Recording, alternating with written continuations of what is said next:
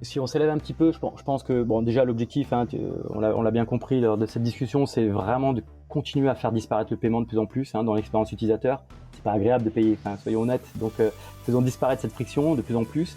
C'est là où on voit que des sociétés comme Amazon arrivent à faire des choses extraordinaires en boutique, des choses assez complexes où le paiement intervient à la fin finalement. Est-ce que c'est une tendance qui est en train d'arriver? On voit qu'il y a des boutiques françaises aussi qui commencent à aller dans cette direction. Donc ça, je pense que c'est bénéfique pour l'expérience utilisateur.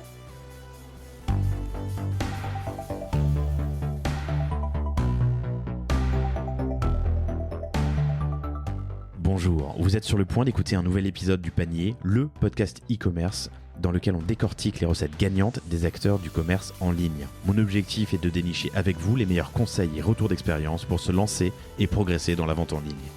Acquisition, parcours client, outils, plantage, réussite, apprentissage, on abordera ici tous les sujets sans tabou. Je suis Laurent Kretz, cofondateur de Cosa Vostra, agence de conseil tech et créative. Avec la meilleure équipe du monde en conception, créa, dev et contenu, j'accompagne des boîtes de toute taille dans leur stratégie digitale. Contactez-moi sur lepanier@cosavostra.com, sur LinkedIn ou sur notre site cosavostra.com. Bonne écoute.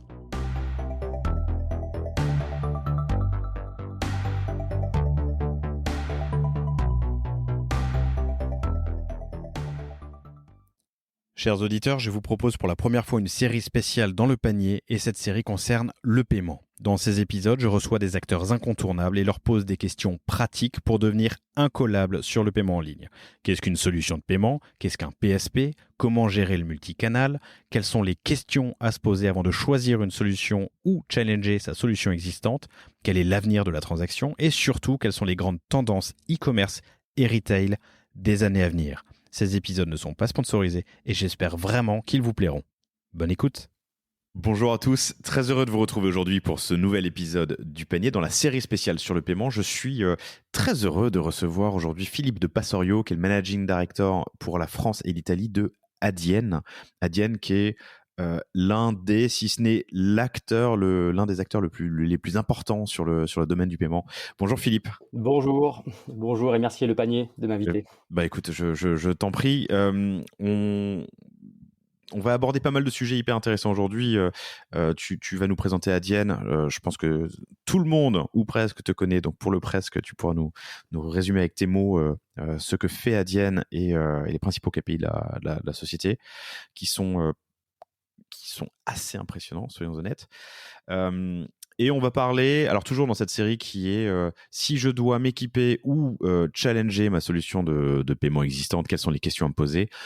Et ben on va y répondre. On va y répondre avec en plusieurs points. D'abord sur l'aspect client first, customer centric. Il faut toujours penser à son utilisateur et tu nous donneras quelques exemples et surtout insights sur le sujet. Il y a un truc qui est hyper important, c'est l'optimisation du taux d'autorisation. Quand un paiement est décliné pour telle ou telle raison, eh ben si c'est 1% de paiement, potentiellement c'est 1% de chiffre d'affaires en plus. Or, ce taux d'autorisation, eh ben on peut le travailler. Tu nous expliqueras comment. Dans cette série spéciale sur le paiement, j'aborde souvent le sujet du futur du paiement. Et quand on préparait cet entretien, Philippe m'a dit un truc intéressant. Il m'a dit, mais attends, le futur est déjà là. En fait, il y a plein d'outils hyper intéressants et efficaces pour les commerçants, chez Adyen ou chez d'autres, qui existent et qui sont mal connus ou pas assez utilisés. Et ben on en parlera. Et puis on ouvrira quand même sur le futur un peu plus long terme. Philippe, merci infiniment d'avoir accepté cette invitation. Tu es à Milan, on enregistre à distance. Est-ce qu'il fait beau chez toi? On est le 3 décembre. Écoute, on a eu nos premières giboulées hier. Écoute, ciel bleu. Il fait un petit peu frais, mais gros ciel bleu avec un beau soleil. Donc c'est très agréable. C'est ça. Alors, je trahis des secrets de production, mais ta fille est partie à l'étranger et du coup, tu es vous avez installé votre bureau dans sa chambre, je crois, et tu es sous un espèce de lit superposé, un lit en hauteur. C'est ça. Depuis combien de temps tu es chez Adyen? Ça fait 6 ans. Ça fera 6 ans en décembre. Super. Exactement. Et alors, comme si j'avais 5 ans ou comme si j'expliquais à ma mère, qu'est-ce que c'est Adyen? Adyen. Donc allez, on va essayer de faire très simple sur l'explication d'Adyen. Quand toi t'es un shopper, tu veux acheter quelque chose en ligne, tu vas commencer à choisir ton produit et puis à un moment donné tu vas choisir un produit dans un catalogue et tu vas arriver dans une page qui est la page checkout. Voilà. Et cette page checkout, à un moment donné, il y a bien quelqu'un qui doit s'occuper de cette page et qui doit bien sûr processer le paiement derrière, parce qu'il y a plein de règles bancaires qui font que on peut pas faire n'importe quoi. Donc voilà, nous on fait partie de ces sociétés qui ont créé une technologie qui permet de gérer le paiement aussi bien en ligne qu'en magasin, et ce partout dans le monde.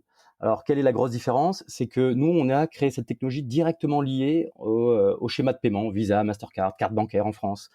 Et on va pouvoir derrière avoir le total contrôle de cette chaîne de valeur. Parce que ce qu'il faut comprendre, c'est que dans ce monde du paiement, cette chaîne de valeur, normalement, il faudrait avoir 5, 10, 20 partenaires différents pour processer le paiement. Et nous, on a recréé ces routes. On va dire qu'avant, c'était plutôt un plat de spaghettis et le paiement, tu savais pas trop où ça passait. Adyen a recréé des routes, des autoroutes même, en propre, où on a la propriété de cette technologie-là, directement liée aux partenaires bancaires pour pouvoir processer le paiement simplement. Et on en parlera tout à l'heure avec le taux d'autorisation qui est, bien sûr, c'est là où il y aura un impact fort sur le taux d'autorisation. La grosse différence aussi, c'est que puisqu'on gère toute cette chaîne de valeur du paiement, pour le commerçant, c'est un seul contrat, une seule intégration technique, un seul contact pour pouvoir gérer, encore une fois, tous les paiements partout dans le monde sur tous ces canaux de vente. Donc, c'est extrêmement flexible et agile pour ce commerçant. Et du coup, il peut se concentrer sur son vrai business, qui est de vendre des produits à ses clients et ses clientes. Ok, très, très clair. Adyen, alors comme dit, vous êtes certainement beaucoup à bien connaître, mais c'est une grosse boîte cotée en bourse. De quelle origine? Alors, c'est une société hollandaise. On est un peu plus de 2500 dans le monde. Allez, on a annoncé nos résultats de la première moitié d'année, il n'y a pas très longtemps. On a fait 216 milliards on a processé 216 milliards d'euros sur notre plateforme, hein. Alors, ce qui est plus de 67% par rapport à l'année dernière, hein, malgré le Covid.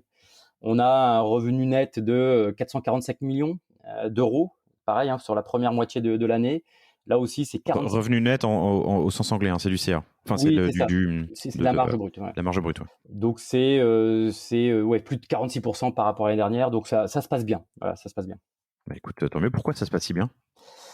Justement, je pense que nos fondateurs, dès l'origine de la société, hein, donc c'est une société qui est assez récente, hein, dans le paiement, on a une quinzaine d'années, ont tout de suite vu en fait la valeur de gérer toute la chaîne de valeur du paiement. Parce que il peut y avoir des problèmes à un moment donné dans cette chaîne de valeur. Mais quand vous avez la maîtrise de cette chaîne de valeur, vous pouvez réagir dans la demi-heure, dans la journée. Alors qu'un prestataire standard qui passe par avec une chaîne de valeur qui passe par plusieurs prestataires, du coup, ils vont se passer la patate chaude, et puis au bout d'une semaine, 2 semaines, 3 semaines, le problème sera toujours pas résolu. Donc ça, c'est un des avantages, c'est que ça apporte beaucoup de flexibilité s'il y a un souci à un moment donné sur la partie paiement. Et derrière, on va pouvoir optimiser justement ce taux d'autorisation. On va pouvoir optimiser le passage du paiement, que ce soit en ligne ou en magasin. Et on va pouvoir aussi simplifier les choses en mettant sur la plateforme tous les moyens de paiement utiles. Donc, on a plus de 250 moyens de paiement dans le monde, hein. En France, c'est vrai qu'on parle beaucoup de Visa, Mastercard, carte bancaire. Mais si vous allez dans un pays comme la Hollande, 70% du marché paye avec iDeal, qui est un moyen de paiement local. iDeal, voilà. Les Asiatiques qui viennent acheter dans les boutiques de luxe parisiennes vont utiliser des moyens de paiement qui s'appellent Alipay, WeChat Pay. Donc, si à un moment donné, vous n'avez pas ces moyens de paiement sur la plateforme et que vous devez attendre 6 mois, 1 an pour que votre prestataire mette en place ces moyens de paiement, c'est pas agile. Vous perdez du chiffre d'affaires, vous perdez de l'expérience utilisateur aussi, que ce soit en magasin ou en ligne. Donc, tout est déjà préintégré en fait sur la plateforme. Il suffit juste de l'activer, hein, c'est limite un switch qu'il faut activer par le commerçant pour pouvoir avoir accès à ces moyens de paiement. Ok. 445 millions de net revenue, de marge brute en un semestre, 15 ans après ton lancement, c'est quand même assez impressionnant. Je me faisais la réflexion, surtout avec une croissance de 50% 46, pardon, tu nous as dit. Formidable. On a déjà abordé ce thème qui est hyper important, de savoir s'adapter aux plateformes de paiement, surtout quand on part aux moyens de paiement, surtout quand on part à l'international, avec des choses très très variées.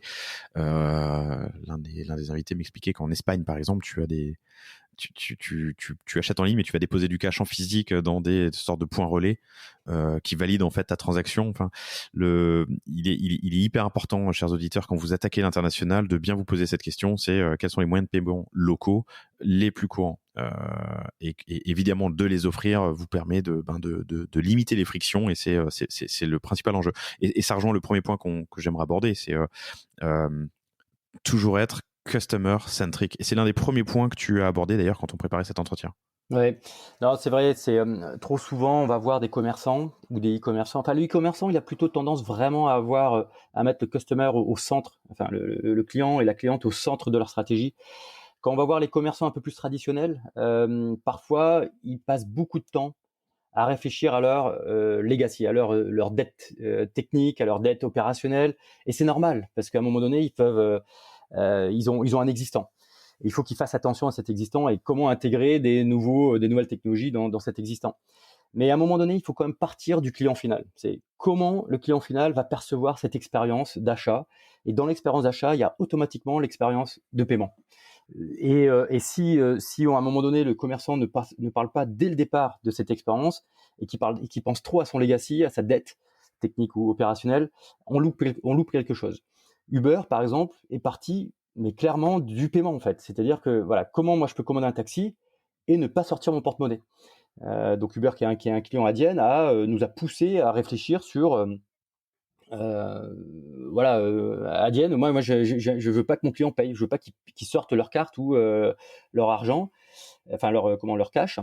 Donc c'est là où on a réfléchi effectivement à une technologie qui va permettre de pouvoir faire de onboarder la carte en amont, de sécuriser tout ça, et au final derrière c'est un peu un wallet où on va récupérer effectivement une partie de l'argent sur ce compte bancaire qui aura été mis dans l'application. Et on voit qu'il y a de plus en plus d'applications comme ça. Spotify, qui est un autre de nos clients, aujourd'hui, vous utilisez le service Spotify, vous avez mis votre carte une fois et c'est terminé. Et on va même plus loin, c'est qu'on a une technologie qui s'appelle le Account Updater, qui va pouvoir, quand votre carte arrive à terme, parce qu'il y a une date de validité sur nos cartes, et c'est un manque de business aussi pour eux parfois. Quand il y a la carte tombe en off, voilà, la validité est terminée, et le paiement n'est plus exécuté.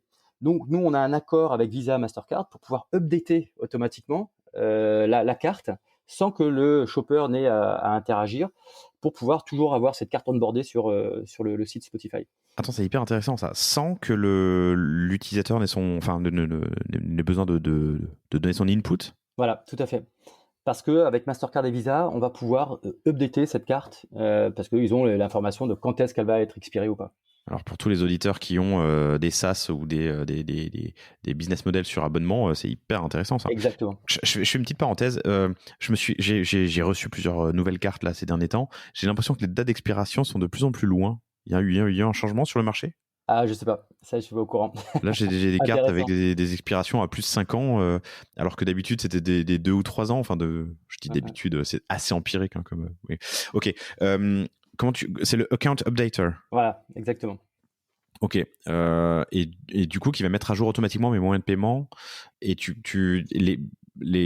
donc, vous gérez la partie technique, mais en termes d'inno d'usage, c'est assez surprenant pour l'utilisateur final. Qu'est-ce que font les clients? Ils le préviennent quand même? Est-ce que Ouais. Spotify, j'ai pas fait attention, mais c'est vrai que ça fait longtemps que j'ai pas mis ma carte sur Spotify. D'ailleurs. Ouais, alors on gère effectivement la partie technique, mais aussi la partie relationnelle justement avec nos partenaires bancaires. Hein, c'est toute la valeur d'un partenaire comme Adyen pour un commerçant, c'est qu'on s'occupe de beaucoup de choses en background, en arrière-plan, comme la DSP2. Peut-être qu'on parlera un peu plus tard de la DSP2, mais c'est un moment important pour l'Europe où on a été conseillé pour beaucoup de commerçants et e-commerçants sur la partie DSP2 pour les emmener justement dans cette réglementation. Vous avez été conseillé E ou ER? Enfin, Non, on vous a demandé votre avis? voilà, c'est ça. Nous sommes des conseils pour nos clients Vous êtes conseil pour vos clients? Ouais. parce que, en tant que partenaire de paiement, il faut qu'on soit au top, bien sûr, de toutes les régulations. Et c'est à nous à former nos clients à aller dans la bonne direction. Voilà. Est-ce qu'on peut faire tout de suite ce pas de côté pour parler de la DSP2? Parce que je crois que je n'ai pas. J'ai brossé le sujet, mais je suis pas entré dedans. Tu peux nous en parler? Oui, donc la DSP2, donc c'est une nouvelle réglementation qui est apparue il y a déjà quelques années en Europe, mais qui a été active en début de cette année. Et ce qui demande en fait, enfin ce que cette régulation demande aux commerçants, c'est d'avoir deux authentifications fortes à chaque fois qu'il y a une transaction en ligne. Cette authentification forte, hein, on la connaît, c'est par exemple le face recognition, c'est l'empreinte digitale, et donc ce qui permet de sécuriser le paiement. Bon, cependant, les banques, et notamment les banques émettrices, parfois, soit elles ne sont pas aux règles, enfin comment dirais-je, pas aux règles, mais elles ne sont pas techniquement, elles ne sont pas vraiment au point. Donc il y a encore des loupés. Donc on a vu une petite perte, hein, de transactions, du niveau de transaction, donc du taux d'autorisation. À cause des banques émettrices. Bah, entre autres, oui, il y a Ok. toute la chaîne voilà, dans ce paiement-là. Il y a une partie de la chaîne qui a besoin de s'adapter, voilà, techniquement.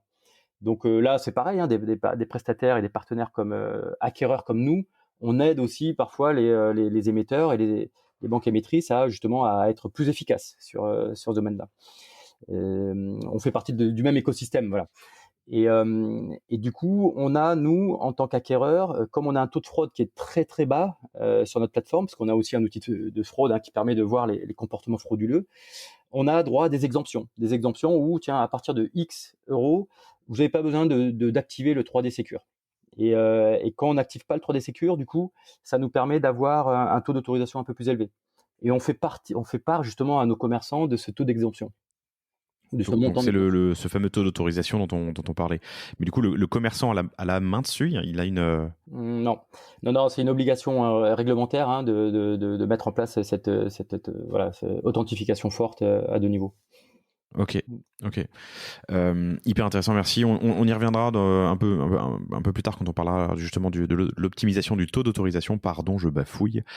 Mais ton premier point et ce premier insight est hyper important pour vous, chers auditeurs, c'est toujours placer le client au cœur de la réflexion et de la discussion. Et que cette espèce de climax de l'expérience sur votre site qui est le checkout doit bien se réfléchir. Alors il y a des plateformes qui existent ou des CMS, hein, je sais pas, Shopify qui existent sur étagère où vous n'avez pas vraiment la main, en tout cas dans les versions versions basiques. Mais si vous avez la main, il faut bien réfléchir à la manière dont cette étape du paiement va être amenée dans le parcours de l'utilisateur. Y réfléchir dès le départ, c'est ça ton point, hein. Ouais, tout à fait. Et puis, je pense qu'il faut aussi, faut pas oublier que pour un commerçant, c'est quand même, c'est des vendeurs, voilà. Et un vendeur, il y a un client en face, et même sans parler du paiement, hein, il faut à un moment donné recentrer vraiment l'objectif de pourquoi vous mettez en place des outils technologiques, pourquoi vous mettez en place des outils de data. C'est vraiment pour satisfaire le premier point, c'est le client. Voilà. Je pense que le premier point d'interaction entre un commerçant et un client et un shopper, c'est fort, hein, enfin un point d'interaction fort hors marketing, c'est le paiement. C'est là où il y a une espèce de, allez, j'ai confiance, je vais donner mon argent en échange d'un bien ou d'un service. Donc c'est une relation de trust, hein, de confiance qui est forte. Ah, c'est Donc, le serrage de main. voilà, c'est le serrage de main. Donc c'est le premier point fort entre un commerçant et un client en fait, l'expérience de paiement, hein. Donc faut vraiment pas le négliger. Très bien, formidable. Ce deuxième point qu'on vient d'aborder un petit peu, c'est le taux d'autorisation, pardon, et l'optimisation de ce taux et des parcours. Tu peux me redire ce que c'est le taux d'autorisation ? Oui, bien sûr. Donc, le taux d'autorisation, c'est à un moment donné quand moi, shopper, je rentre mes coordonnées de carte sur le site ou sur mon téléphone, et ça va planter. Je sais pas, le paiement va planter et on ne sait pas pourquoi. Donc, nous, en tant qu'acquéreurs et PSP et outils de fraude, on aura de plus en plus d'informations sur pourquoi le paiement a échoué. Donc, le paiement a pu échouer. Pourquoi ? Quels Voilà, sont quel type de raisons ? exactement. Donc, il a pu échouer parce que problème technique sur la chaîne. Voilà. Donc, on va pouvoir la rejouer dans la milliseconde. Et l'avantage qu'on a en France quand même, c'est que toutes les cartes sont co-brandées. Co-brandées, c'est-à-dire si vous prenez votre carte, ce qu'on appelle vulgairement carte bleue, vous prenez votre carte, et ben il y aura soit Visa, soit Mastercard et le logo carte bancaire derrière. Donc en France, on a la chance d'avoir deux routes pour processer les paiements, soit carte bancaire, soit Visa Mastercard.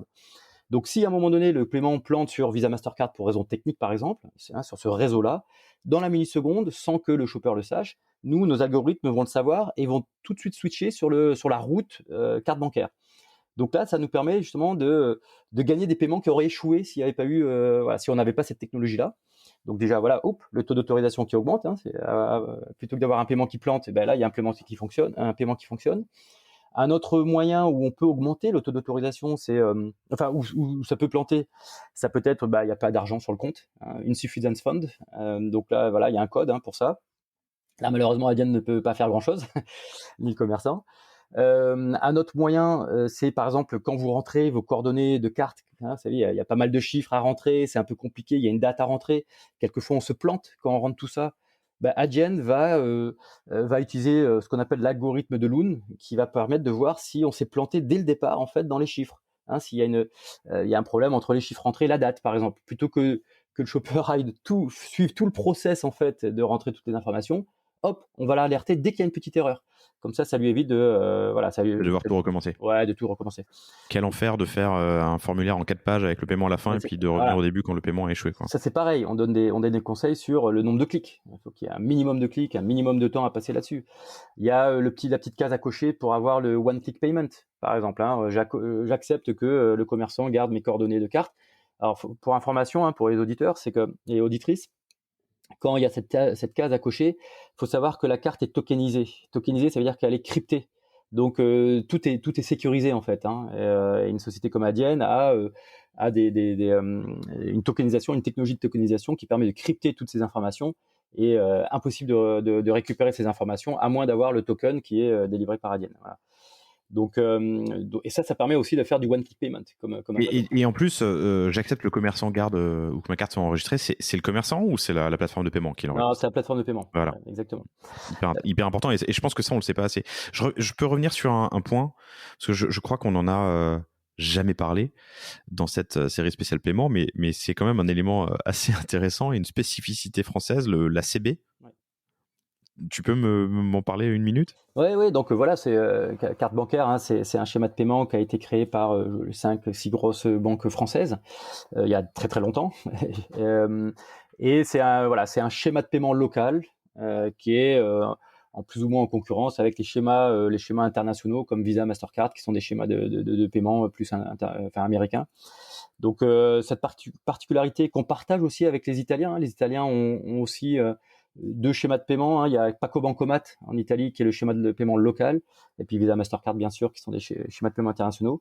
Donc ça nous permet, nous en tant que prestataire de paiement, de jouer sur ces 2 réseaux. On a 2 possibilités d'aller sur ces réseaux-là, quoi.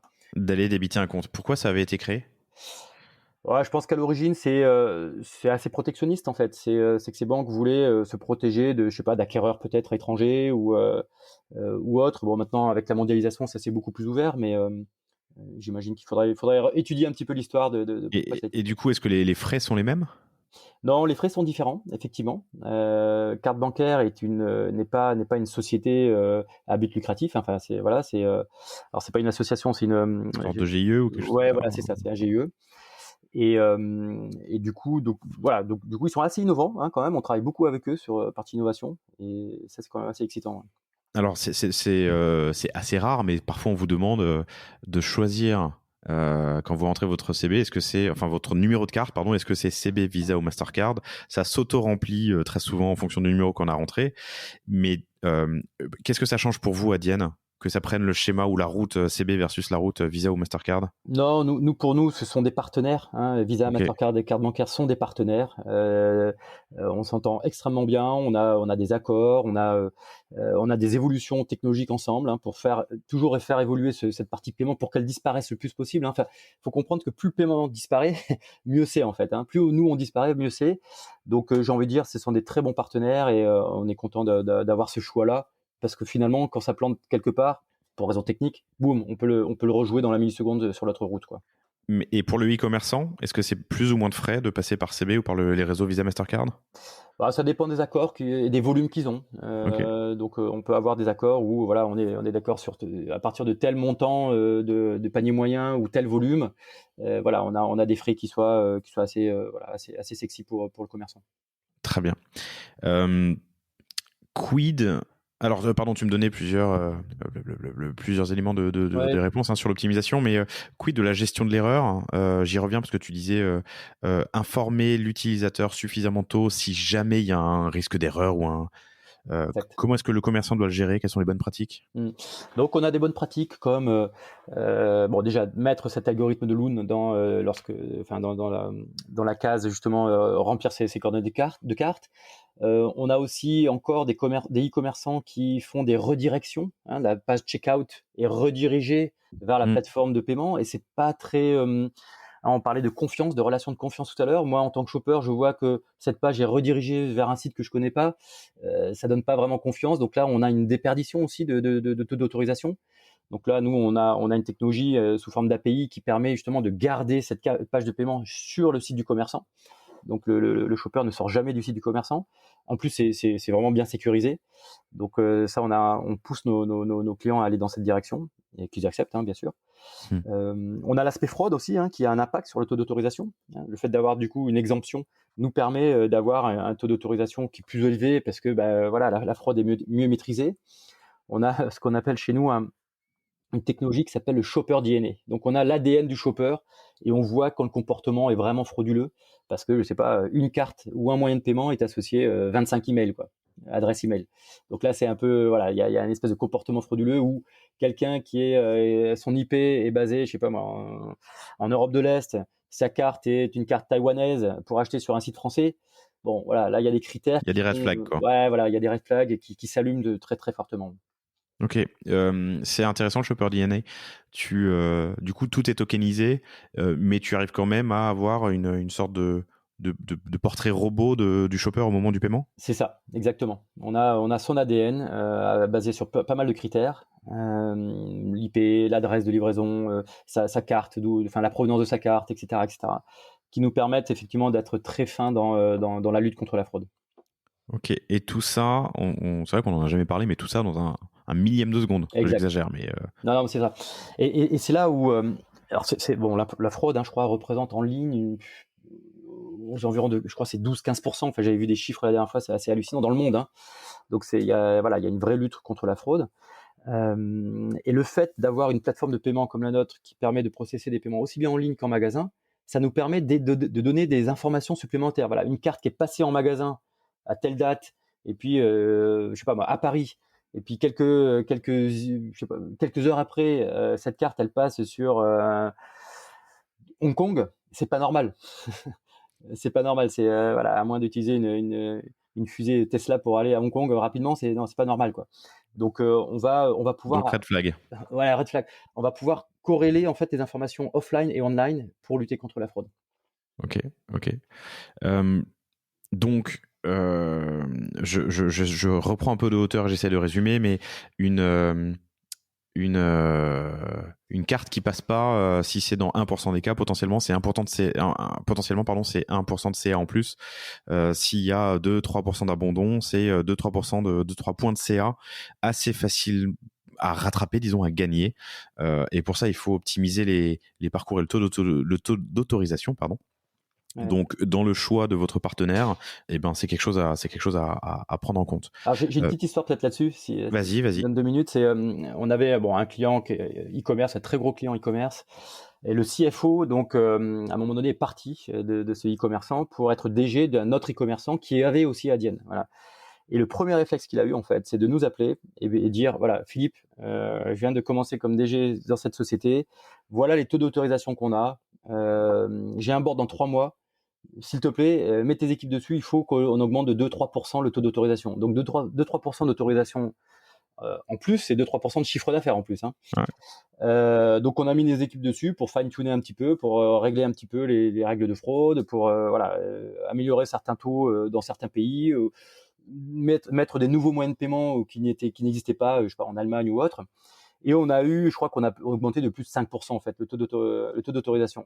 Donc il est venu au board en disant, voilà, j'ai dépensé 0 €, mais on a augmenté le chiffre d'affaires de 5%. Ben, c'est extrêmement fort, ça. C'est extrêmement fort. C'est-à-dire, sans dépenser d'argent, on peut augmenter le chiffre d'affaires. Rien en donnant les bonnes règles sur la partie paiement. Hyper intéressant. Et plein d'insights. Merci beaucoup. Tu as parlé de l'algorithme de Loon. Alors je connaissais pas, mais c'est LUHN, chers auditeurs, si vous voulez googler un peu pour en savoir plus. Mais en gros, ça accompagne l'utilisateur le final quand il remplit les formulaires pour lui. C'est de la gestion d'erreurs en fait, ou de logique. Ok, très bien. Euh, Super, on passe à la suite. L'un des points, c'est ça. Je voulais parler du futur de paiement et tu me disais, mais attends, avant de parler du futur, parlons du présent parce qu'il y a plein d'outils pour l'omnicanalité, pour le CRM qui existent déjà et qui sont assez peu utilisés. Ouais, ouais, non, c'est vrai. En fait, on s'est rendu compte pendant la période de Covid, là, on a été vraiment agréablement surpris aussi par l'ingéniosité de certains commerçants et e-commerçants français, où voilà, les boutiques étaient fermées, impossible de vendre en boutique. Cependant, certains commerçants ont utilisé leur boutique comme, je sais pas, stock pour stocker leurs produits et vendre en ligne via Zoom, via Teams, en présentant les produits en visio. Donc après voilà, ça je trouve ça génial. Après, comment le client va payer? Mais c'est là où nous on avait une technologie qui s'appelle le Pay by Link. Hein. C'est pas une technologie nouvelle, c'est une technologie qui existait avant même le Covid, qui permet d'envoyer dans le chat de Zoom ou de Teams ou via WhatsApp un lien de paiement sécurisé, et du coup le client va cliquer sur ce lien, va pouvoir rentrer ses coordonnées de carte. Encore une fois, c'est sécurisé, il y a toute la force de l'outil de fraude derrière pour pouvoir processer le paiement en live. Donc c'est une transaction quoi, en magasin, en ligne. Enfin voilà, on voit que les frontières sont de plus en plus floutées Flou, ouais, entre tenu. le en ligne et la boutique. Donc voilà, pour moi ça il n'y a pas d'innovation technologique derrière, mais il y a une innovation dans l'utilisation des technologies existantes en fait. Le Pay by Link, il est automatisé ou c'est à moi d'aller remplir un montant dans mon interface qui me génère un lien que je vais donner à mon. C'est ça? Non, c'est ça. En fait, dans l'interface, il y a voilà, quel est le montant, boum, et puis derrière, c'est très très simple d'utilisation. Hein, et donc le commerçant, on voit ce lien directement après. Ce lien est généré automatiquement d'ailleurs. Hein, c'est pareil, on lutte contre la fraude, contre une fraude interne aussi, où tout est sécurisé. Donc le lien est envoyé directement au client avec le montant affiché, quoi. Avec une intégration dans ton outil de vente pour pouvoir récolter la vente ensuite. Enfin, en tout C'est cas, ça. faire ça en arbitrage comptable, quoi. Ça devient une vente e-commerce en fin de compte. Hein, c'est une Ok, intégration e-commerce, mais elle a été faite depuis la boutique. C'est ok. ça qui est extraordinaire. Donc il y a ça, il y a aussi l'exploitation des datas. Enfin, encore une fois, c'est nous en tant que prestataire de paiement, et banque, hein, on a une licence bancaire, on est régulé par le régulateur européen et on se doit de récupérer un certain nombre d'informations justement pour lutter contre la fraude et autres. Donc ces datas sont accessibles aussi par le commerçant et peuvent être exploitées pour avoir une information sur tiens, est-ce que telle boutique n'est pas en train de cannibaliser d'autres boutiques. Parce qu'on voit les cartes qui passent, on voit aussi en fonction de ce qui est vendu en ligne. On avait fait, il y a des images qui sont assez parlantes d'un de nos clients, notamment à New York, où ils n'avaient pas de boutique à Boston, beaucoup de boutiques à New York, mais ils avaient beaucoup de ventes à Boston en e-commerce. Donc ils se sont dit, bah, attends, mais on va fermer une boutique à New York et on va l'ouvrir à Boston. Mm. C'est tellement évident. Et on voit tout type quelles sont les cartes qui passent en ligne ou en magasin. Ce sont des cartes étrangères, américaines. Et du coup, on va pouvoir adapter, je sais pas, les vendeurs en fonction de s'il y a des pics de Chinois qui arrivent à tel moment dans telle boutique, hein, parce qu'il y a des cartes peut-être qui peuvent passer. Et ben on va mettre des vendeurs qui parlent chinois à ce moment-là. Donc on voit tout ça en fait avec le paiement. Ok, et ça, c'est des données qui sont disponibles pour le e-commerçant sur ces plateformes. Ok, donc ton insight, c'est de dire, enfin ton point, ton conseil, c'est que la data est importante. Il faut prendre le temps de la. Alors, elle est toujours importante évidemment. Hein, j'enfonce une porte ouverte là, tu me diras, mais qu'elle existe sur le paiement et que je peux du coup l'intégrer dans mon CRM en C'est fait. ça, c'est ça. C'est qu'à un moment donné, voilà, quand le client devient de plus en plus mature et mûr sur ce sujet de paiement, se rend compte de l'agilité qu'ils peuvent maintenant avoir, il passe à l'étape d'après. L'étape d'après, c'est peut-être optimiser le taux d'autorisation, optimiser l'expérience utilisateur, voilà. Et la troisième étape, c'est aller encore plus loin, c'est d'utiliser la data que j'ai maintenant pour pouvoir prendre des décisions business avec cette data supplémentaire. On travaille beaucoup avec les équipes CRM des commerçants et e-commerçants pour pouvoir intégrer ces datas-là, parce que parfois ça peut faire doublon avec des datas qu'ils ont déjà. Donc on intègre les datas dont ils ont besoin pour que eux derrière ils puissent prendre leurs décisions business quand ils le souhaitent, quoi. Mais ce sont des datas vraies en fait, juste. C'est comme ce sont des datas de paiement. C'est pas du data social, c'est pas du data sur des impressions. C'est de la data vraie. Alors, l'un des effets de bord, alors c'est pas un effet de bord, pardon, mais l'un des impacts, donc c'est effectivement l'optimisation de ton CRM. Et un sujet qu'on aborde souvent sur le panier, alors pas forcément que sur le paiement, mais dans plein de sujets, c'est le CRM unifié, on va dire, monde physique, monde digital. C'est très facile de brancher ton CRM sur des actions qui se passent en ligne. Comment est-ce que tu fais pour réconcilier avec ce qui se passe dans une boutique où au final, bah, tu demandes pas, t'as pas de pixel Facebook ni de login dans une boutique. Donc la carte et le paiement devient finalement un moyen d'unifier tout ça. Oui, oui, oui. Alors, déjà, tu parles de réconciliation. Alors, peut-être qu'il y a un point à signaler aussi, en dehors de la data pure marketing, c'est la réconciliation financière. Il faut savoir que pour la partie finance, hein, s'il y a des financiers qui écoutent le panier, pour réconcilier des paiements qui sont faits dans des boutiques internationales, du web international, enfin, c'est un peu compliqué parce qu'ils peuvent avoir plusieurs prestataires partout dans le monde. Donc, la réconciliation financière est extrêmement compliquée. Avec Adyen, hein, comme c'est une seule plateforme, la réconciliation, elle est automatique en fait. C'est comme c'est la même plateforme qui processe les paiements aussi bien en ligne qu'en boutique, partout dans le monde. Après la réconciliation des data plus pour le marketing, ça c'est des choses ils ont comment on appelle ça, des databases, hein, des outils pour pouvoir data mining qui permet justement de récupérer ces infos là. C'est après un travail entre eux et nous pour savoir quel type de data ils ont besoin à réconcilier justement. Donc, alors je sais pas si c'est à répondre à ta question, mais peut-être que c'était. Si, en partie, bien sûr, mais je pense qu'il y a un autre point qui est important aussi, et ça, c'est pour les commerçants, disons, plus matures, hein, qui ont peut-être migré vers le digital depuis le monde physique, c'est qu'il faut aussi unifier les PNL, mine de rien. Ah Enfin, oui. tu vois, il faut Mhm. considérer ta boutique en ligne comme une autre boutique, et c'est pas des circuits et des Ouais, c'est approches vrai. différentes. Ouais, c'est vrai, exactement. Donc ça, effectivement, il y a encore des commerçants qui sont dans cette phase de bon, comment on fait, parce que les PNL sont différents. Faut savoir que ne serait-ce que pour l'expérience utilisateur, parce que l'utilisateur il s'en moque en fait, hein. Lui, il veut acheter en ligne et puis se faire rembourser dans une boutique, par exemple. Et il faut leur donner cette possibilité-là, parce que ça donne une expérience utilisateur, enfin, qui est déjà top, hein. Ça montre que c'est une même société. Et la deuxième chose, c'est que on s'est rendu compte que les gens qui reviennent en boutique pour avoir un remboursement achètent pour 30% de plus dans la boutique, parce qu'ils profitent de l'occasion. Ah tiens, ce produit m'intéresse, tiens, je vais le prendre en même temps que je fais un remboursement, enfin j'obtiens un remboursement. 30%. Donc c'est du business supplémentaire finalement. Hein, on voit bien que en améliorant l'expérience utilisateur, finalement, on fait du business supplémentaire.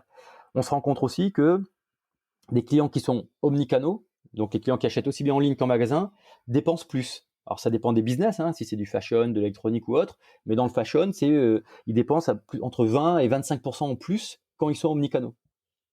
Attends, est-ce que tu peux répéter ce dernier point?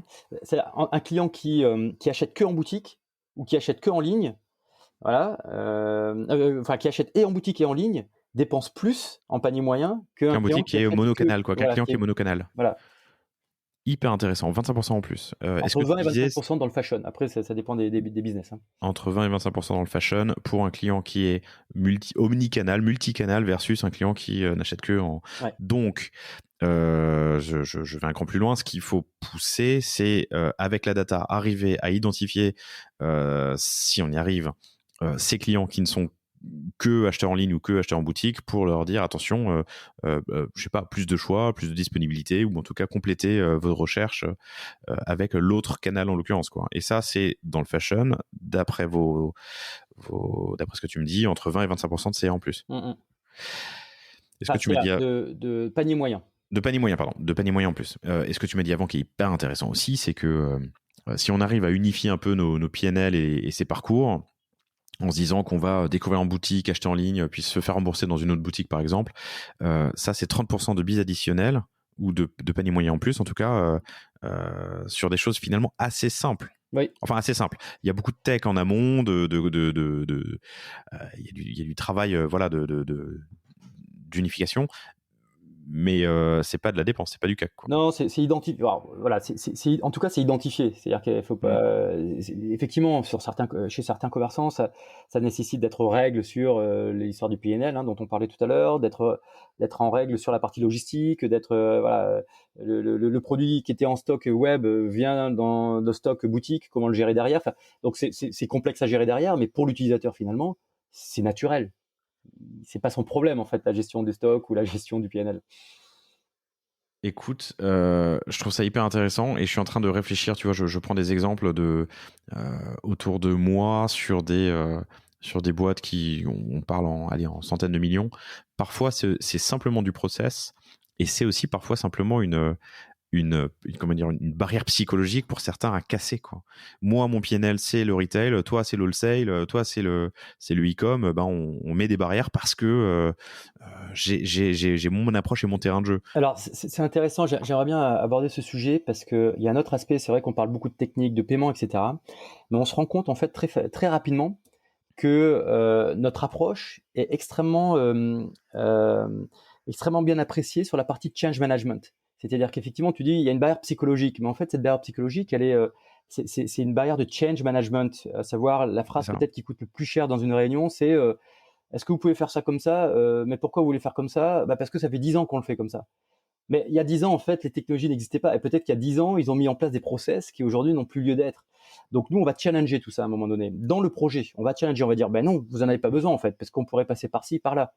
Et ce change management, finalement, nous permet, alors, c'est peut-être brutal parfois, hein, on peut avoir des arguments assez forts, mais ça nous permet de challenger le commerçant pour qu'il soit toujours affûté sur mais pourquoi vous voulez mettre ça en place alors qu'aujourd'hui, on pourrait le faire de manière beaucoup plus simple. Ah ouais, mais ça nécessite de changer chez nous. Ben justement, changeons. Parce que le marché, il a changé, lui. Donc, cette barrière psychologique, ça va plus loin que ça. C'est une barrière même process. Il y a des process en place ou des outils qui sont en place et qu'il faut surtout plus toucher. Donc, le change management, c'est quelque chose qui est très apprécié par les C-level chez nos commerçants parce qu'ils se disent, tiens, voilà, Adyen, plus que du paiement, vous allez pouvoir inculquer ce change auprès de mes équipes. C'est hyper intéressant. Euh, et, euh, et ça me fait surtout penser que enfin, faut aller se battre pour chaque pourcentage de CA additionnel, que ce soit dans l'optimisation du taux d'autorisation ou dans des barrières psychologiques qu'on a parce qu'on fait les choses telles qu'on les faisait il y a 10 ans. C'est ce que tu dis en fait. Faut aller se battre pour chaque point de CA additionnel et c'est parfois plus simple qu'on le pense, quoi. Et Ok. tu vois, on parlait d'innovation, voilà, de nouveautés, etc. Mais déjà, maintenant, il y a beaucoup de choses à faire avec les technologies qui existent. Ok. Et surtout des frontières de plus en plus floues entre le physique et le digital, donc il faut avoir ça en tête. Super. Alors si on s'élève quand même un petit peu, est-ce que tu peux me donner les grands axes strat peut-être d'Adyen et peut-être une vision du paiement à 5 ans?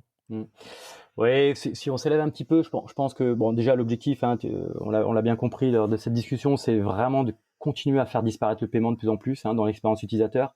C'est pas agréable de payer, soyons honnêtes. Donc faisons disparaître cette friction de plus en plus. C'est là où on voit que des sociétés comme Amazon arrivent à faire des choses extraordinaires en boutique ou à base de capteurs, de computer vision, des choses assez complexes où le paiement intervient à la fin finalement. Est-ce que c'est une tendance qui est en train d'arriver? On voit qu'il y a des boutiques françaises aussi qui commencent à aller dans cette direction. Donc ça, je pense que c'est bénéfique pour l'expérience utilisateur. Le wallet, Il doit s'effacer tout en ajoutant toujours plus de sécurité et de confort et de exact, légitimité et de réassurance. Donc exact. c'est bipolaire presque. Ouais. Le wallet. La partie wallet, c'est des choses qui, on sent que ça devient de plus en plus présent. Les gens payent de plus en plus en wallet, avec des wallets. On a aussi des technologies qui commencent à poindre le bout de leur nez, ce qu'on appelle le tap on phone, où voilà, de plus en plus on dit que le terminal doit disparaître. Alors ça fait 10 ans qu'on en parle, mais le terminal est toujours là. Avec une grosse accélération quand même cette dernière année avec le Covid et du coup le fait qu'on Oui, on ne veut plus rentrer des cartes ou donner du cash. Donc le ouais. paiement de proximité, Le paiement sans contact est monté à 50 c'est ça. euros maintenant. Enfin, la limite du paiement sans contact est montée à 50 euros, donc ça c'est bien. Mais voilà, au-delà de 50 euros, il faut continuer à rentrer son code, ce qui est la chose la plus sécurisée d'ailleurs. Donc voilà, il y a peut-être des technologies qui vont apparaître, mais je pense qu'il faut pas s'attendre non plus à des miracles à ce niveau-là. C'est pour le besoin de sécurité dont tu parlais tout à l'heure. Et il y a un organisme qui s'appelle PCI DSS, qui s'occupe justement de faire en sorte que avec les nouveautés qui sortent doivent être compatibles avec les niveaux de sécurité qu'on souhaite avoir, quoi. PCI DSS. Oui. Ok. Une question que je m'étais notée, ce sera la dernière certainement de cet entretien, mais les plateformes comme Adyen font l'interface entre un client final et une banque. Qu'est-ce qui t'empêche de devenir banque ? Alors, nous, aujourd'hui, on est banque. Ok. On est Bon, une banque, hein, donc voilà, on a le statut de banque. On est acquéreur, on est aussi émetteur de cartes, hein, parce qu'on émet des cartes pour certains de nos commerçants. Donc, on ne veut pas être émetteur de cartes B2C, enfin pour retail. On est émetteur de cartes pour les besoins de nos commerçants. Voilà. Glovo, par exemple, qui est un client sur la partie acquéreur, hein, donc on est PSP acquéreur pour eux, nous a aussi demandé d'émettre des cartes pour leurs Glover, comment on appelle ça, les livreurs. Voilà, les livreurs, pour pouvoir justement directement payer les restaurants avec cette carte-là. Donc c'est quelque chose qu'on a fait. On a des tas d'exemples comme ça avec des clients qui nous demandent de plus en plus à émettre des cartes pour leurs besoins, quoi. Donc on va de plus en plus, on a ce besoin-là des commerçants. On part toujours du principe que c'est le commerçant qui nous demande ce dont il a besoin, et on va le faire. On va pas partir dans notre coin parce qu'on pense qu'il y aura un besoin là-dedans. Ça part toujours d'un besoin de plusieurs commerçants. Voilà. Et on sent que ce besoin est de plus en plus présent, c'est de plus en plus actif. Donc d'intégrer en fait toute la chaîne de valeur, de maîtriser toute la chaîne de valeur de votre côté pour plus de facilité, d'agilité, quoi. Exactement, et toujours avec un seul contact, une seule intégration technique, un seul contrat. Voilà. Ça. Formidable. Je crois qu'on a fait le tour. Philippe, merci infiniment pour ton temps. C'était un plaisir d'échanger avec toi. Vous pouvez retrouver Philippe de Passorio, P-A-2-S-O-R-I-O, sur LinkedIn.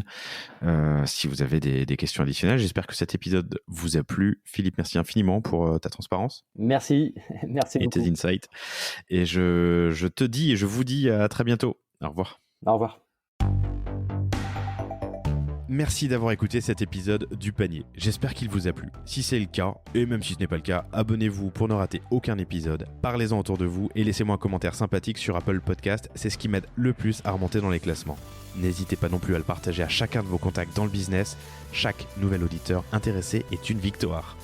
Si vous avez besoin d'un accompagnement tech et créatif, que ce soit pour votre site internet, votre stratégie de contenu ou d'inbound marketing, n'hésitez pas à me contacter à l'adresse lepanier@cosavostra.com. À bientôt.